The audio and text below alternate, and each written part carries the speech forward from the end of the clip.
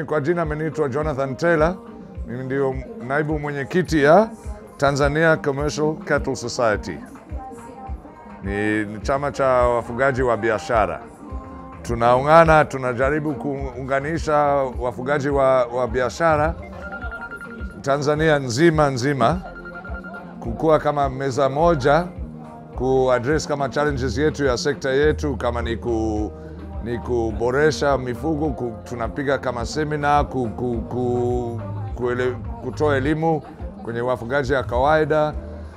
Tunakaa na serikali kuomba msaada, kwa mfano kuleta madawa mazuri kutoka nje, kitu kama hii. So tunaungana, hata tunashare information sana. Sasa mission yetu ni kuboresha mambo ya mifugo hapa Tanzania yetu. Challenges kwenye sekta yetu ipo, namba moja labda ni ugonjwa, diseases. Ng'ombe anatembelea kwa uhuru sana Tanzania, mpaka ugonjwa anatembelea sana Tanzania. Hii ni challenge kubwa ya sekta yetu.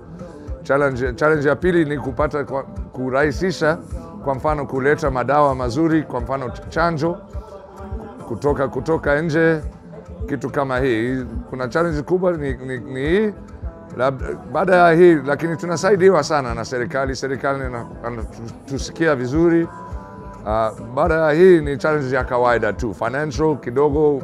Mabenki ipo saizi, NBC, NMB, CRDB, TADB wanakopesha wafugaji saizi, lakini bado tena ya mkopo iko chini sana, iko short sana, iko mfupi sana.